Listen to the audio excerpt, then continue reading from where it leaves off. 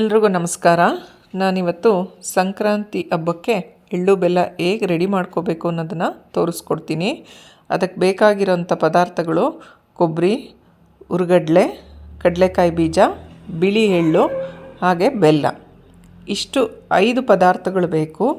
ಈ 5 ಪದಾರ್ಥಗಳನ್ನ ಹೇಗೆ ನಾವು ಒಂದೊಂದನ್ನೇ ರೆಡಿ ಮಾಡ್ಕೋಬೇಕು ಅನ್ನೋದನ್ನು ತೋರಿಸ್ಕೊಡ್ತೀನಿ. ನಾನಿಲ್ಲಿ ಮೊದಲಿಗೆ ಕೊಬ್ಬರಿ ತೊಗೊಂಡಿದ್ದೀನಿ. ಕೊಬ್ಬರಿ ತುರಿಯೋ ಮಣೆ ಬರುತ್ತಲ್ಲ, ಅದರಲ್ಲಿ ಈ ಹಿಂದಿನ ಭಾಗ, ಕಪ್ಪು ಭಾಗ ಏನಿರುತ್ತೋ ಅದನ್ನು ನಿಧಾನಕ್ಕೆ ತುರಿದ್ಬಿಟ್ಟು ತೆಗಿಬೇಕಾಗತ್ತೆ. ನಾನು ಅದನ್ನು ಇಲ್ಲಿ ಮಾಡಿ ತೋರಿಸ್ತಾ ಇದ್ದೀನಿ ನಿಮಗೆ ಹೇಗೆ ಅದನ್ನು ತೆಗಿಬೇಕು ಅಂತೇಳಿ. ನೋಡಿ, ಇವಾಗ ಪೂರ್ತಿ ಎಲ್ಲ ತೆಗೆದಾಗಿದೆ.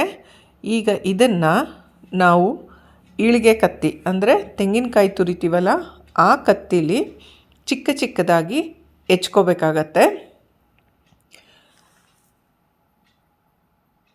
ತುಂಬ ಚಿಕ್ಕದಾಗಿ ಹೆಚ್ಕೊಳ್ಳಿ, ಚೆನ್ನಾಗಿರುತ್ತೆ. ದಪ್ಪ ದಪ್ಪ ಮಾಡಬಾರ್ದು.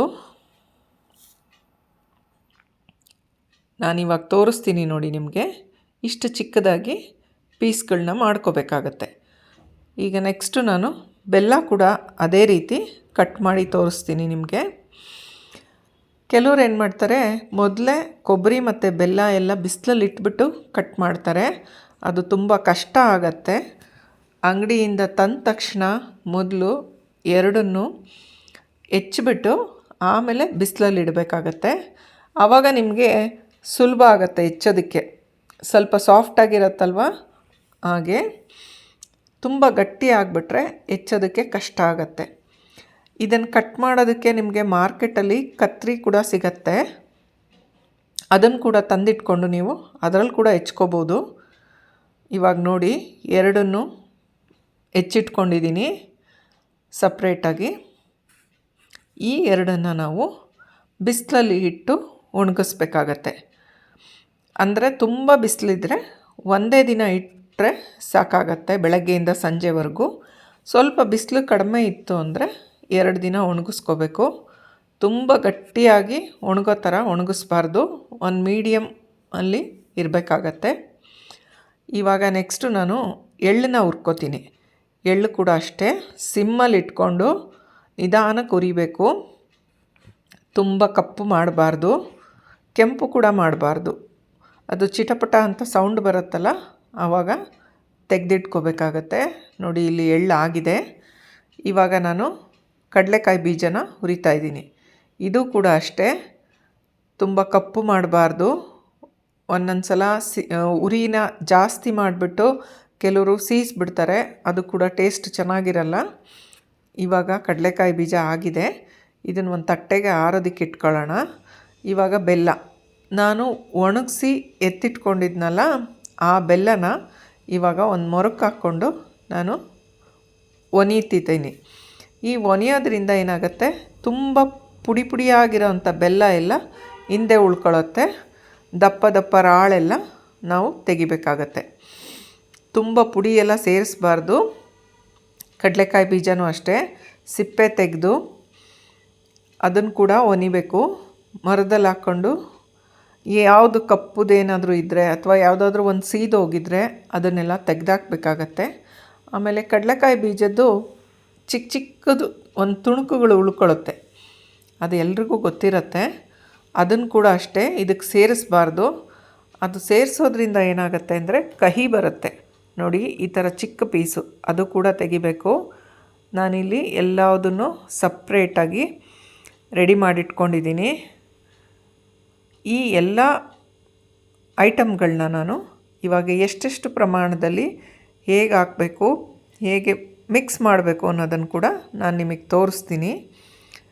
ಇವಾಗ ನೋಡಿ, ಹುರ್ಗಡ್ಲೆನ ನಾನು ಇಲ್ಲಿ 1 ಕಪ್ ತೊಗೊಂಡಿದ್ದೀನಿ.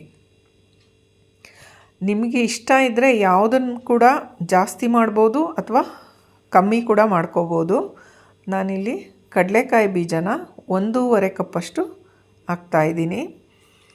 ಹಾಗೆ ಕೊಬ್ಬರಿ ಹೆಚ್ಚಿ ಕ್ಲೀನ್ ಮಾಡಿಟ್ಕೊಂಡಿರೋಂಥ ಕೊಬ್ಬರಿ ಕೂಡ ನಾನು 1.5 ಕಪ್ಪು ಹಾಕ್ತಾಯಿದ್ದೀನಿ. ಏನಕ್ಕೆ ಕಡಲೆ ಬೀಜ ಮತ್ತು ಕೊಬ್ಬರಿ ಇದನ್ನು ಮುಂದೆ ಮಾಡ್ತಾಯಿದ್ದೀನಿ ಅಂದರೆ ಇದರಲ್ಲಿ ಜಿಡ್ಡಿನ ಅಂಶ ಜಾಸ್ತಿ ಇರುತ್ತೆ. ಈ ಸಂಕ್ರಾಂತಿ ಟೈಮಲ್ಲಿ ನಮ್ಮ ಶರೀರದಲ್ಲಿ ಬಿರುಕು ಅಂದರೆ ಡ್ರೈ ಆಗೋ ಚಾನ್ಸಸ್ ಇರುತ್ತೆ ಸ್ಕಿನ್ನು. ಆ ಒಂದು ಉದ್ದೇಶಕ್ಕೆ ಅದರಲ್ಲಿ ಜಿಡ್ಡಿನ ಪ್ರಮಾಣ ಇರೋದ್ರಿಂದ ಅದನ್ನು ಮುಂದೆ ಮಾಡಿ ನಾನು ಹಾಕ್ತಾಯಿದ್ದೀನಿ. ಹಾಗಂತ ನೀವು ಅಷ್ಟೇ ಹಾಕ್ಬೇಕಂತ ಏನಿಲ್ಲ, ನಿಮಗೆ ಯಾವುದು ಇಷ್ಟನೋ ಅದನ್ನು ಜಾಸ್ತಿ ಕೂಡ ಹಾಕ್ಕೋಬೋದು. ಎಳ್ಳು 3/4 ಕಪ್ ಹಾಕಿದ್ದೀನಿ, ಬೆಲ್ಲ 1 ಕಪ್ಪು. ಸ್ವಲ್ಪ ಸ್ವೀಟ್ ಇಷ್ಟಪಡ್ತೀವಿ ಅಂತ ಅನ್ನೋರು 1.5 ಕಪ್ ಕೂಡ ಯೂಸ್ ಮಾಡ್ಕೋಬೋದು. ಇವಾಗ ಎಲ್ಲದನ್ನು ಬೆರೆಸೋಣ. ಎಳ್ಳು ಬೆಲ್ಲ ರೆಡಿ ಆಯಿತು. ಹಾಗೆ ಸಕ್ಕರೆ ಹೆಚ್ಚು ನಾನು ಮುಂಚೆನೇ ಮಾಡಿಟ್ಟಿದ್ದೆ, ಅದನ್ನು ಚಿಕ್ಕದಾಗಿ ಒಂದು ವಿಡಿಯೋ ಇದರಲ್ಲಿ ತೋರಿಸ್ತೀನಿ. ನಾನು ಈ ಸಲ ಮಾಡಿರೋದನ್ನು ನಾನು ಹೋದ ವರ್ಷವೇ ಸಕ್ಕರೆ ಹಚ್ಚಿಂದು ಒಂದು ವಿಡಿಯೋ ಮಾಡಿ ಅಪ್ಲೋಡ್ ಮಾಡಿದ್ದೆ. ಅದರದ್ದು ವಿಡಿಯೋ ಲಿಂಕ್ನ ನಾನು ಡಿಸ್ಕ್ರಿಪ್ಷನಲ್ಲಿ ಹಾಕಿರ್ತೀನಿ, ನೀವು ಬೇಕಂದರೆ ಅದರಲ್ಲಿ ನೋಡ್ಬೋದು. ತುಂಬ ಕ್ವಿಕ್ಕಾಗಿ ಈಸಿಯಾಗಿ ಒಂದು ಅರ್ಧ ಗಂಟೆ 3/4 ಗಂಟೆಯಲ್ಲಿ ನಾವು ಸಕ್ಕರೆ ಹೆಚ್ಚನ್ನ ಮನೆಯಲ್ಲೇ ರೆಡಿ ಮಾಡ್ಕೋಬೋದು. ದಯವಿಟ್ಟು ಆದಷ್ಟು ಅಂಗಡಿಯಿಂದ ತಂದು ತಿನ್ನೋದಕ್ಕಿಂತ ನಾವು ಮನೆಯಲ್ಲಿ ಮಾಡ್ಕೊಂಡು ತಿನ್ನೋದು ತುಂಬ ಒಳ್ಳೆಯದು. ನೋಡಿ, ಒಂದು ಸಲ ಮೊಸರು, ಒಂದು ಸಲ ಹಾಲು ಎರಡನ್ನೂ ಹಾಕಿಬಿಟ್ಟು ಶೋಧಿಸ್ಕೋಬೇಕು. ಆ ಶೋಧಿಸಿದ್ದನ್ನು ನಾವು ಮತ್ತೆ ಸ್ಟವ್ ಮೇಲಿಟ್ಟು ಕುದಿಯೋಕ್ಕಿಡಬೇಕು. ಅದು ಪಾಕ ಬರುತ್ತೆ. ಆ ಪಾಕ ಬಂದಿದ್ದನ್ನು ನಾವು ಸಕ್ಕರೆ ಹೆಚ್ಚಿನ ಮಣೆಗಳು ಸಿಗುತ್ತೆ ಅಂಗಡೀಲಿ, ಅದನ್ನು ತಂದಿಟ್ಕೊಂಡ್ರೆ ನಾವು ಲೈಫ್ ಲಾಂಗ್ ಯೂಸ್ ಮಾಡ್ಬೋದು. ಅದಕ್ಕೆ ಆ ಮೌಲ್ಡ್ಗಳಿಗೆ ಇದನ್ನು ಪಾಕ ಹಾಕಿದ್ರೆ ಅಚ್ಚು ರೆಡಿ. ತುಂಬ ಈಸಿಯಾಗಿ ಕ್ವಿಕ್ಕಾಗಿ ಮನೇಲೇ ಮಾಡ್ಕೋಬೋದು. ದಯವಿಟ್ಟು ಒಂದು ಸಲ ಟ್ರೈ ಮಾಡಿ, ತುಂಬ ಚೆನ್ನಾಗಿರುತ್ತೆ. ತಿನ್ನೋದಕ್ಕಂತೂ ಅಷ್ಟೂ ಟೇಸ್ಟಾಗಿರುತ್ತೆ. ನೀವು ಒಂದು ಸಲ ಮನೇಲಿ ಟ್ರೈ ಮಾಡಿದ್ರೆ ನೆಕ್ಸ್ಟ್ ಟೈಮಿಂದ ಖಂಡಿತ ನಾನು ಗ್ಯಾರಂಟಿ ಕೊಡ್ತೀನಿ, ನೀವು ಅಂಗಡಿಯಿಂದ ತಂದು ತಿನ್ನೋದಿಲ್ಲ, ಮನೇಲೇ ಮಾಡ್ತೀರಾ. ಒಂದೇ 1 ಕಪ್ ಸಕ್ಕರೆಯಿಂದ ಮಾಡಿದ್ರೆ ಒಂದು 25ರಿಂದ 30 ಪೀಸು ಸಕ್ಕರೆ ಹೆಚ್ಚು ಮನೇಲೇ ರೆಡಿ ಮಾಡ್ಕೋಬೋದು. ನೋಡಿ, ನಾನು ಶಾರ್ಟಾಗಿ ಇಲ್ಲಿ ತೋರಿಸಿದ್ದೀನಿ ಅಷ್ಟೇ ವಿಡಿಯೋ. ನಿಮಗೆ ಫುಲ್ ವಿಡಿಯೋ, ಲೆಂತಿ ವಿಡಿಯೋ ಬೇಕಂದರೆ ನೀವು ನಂದು ಸಕ್ಕರೆ ಹೆಚ್ಚಿನ ವಿಡಿಯೋನ ಒಂದು ಸಲ ವಾಚ್ ಮಾಡಿ. ಇವಾಗ ನಾನು ಪ್ಯಾಕೆಟಿಗೆ ಎಳ್ಳು ಬೆಲ್ಲ ಹಾಗೆ ಒಂದು ಸಕ್ಕರೆ ಹೆಚ್ಚು ಕೂಡ ಹಾಕ್ತಾಯಿದ್ದೀನಿ. ನೋಡಿ,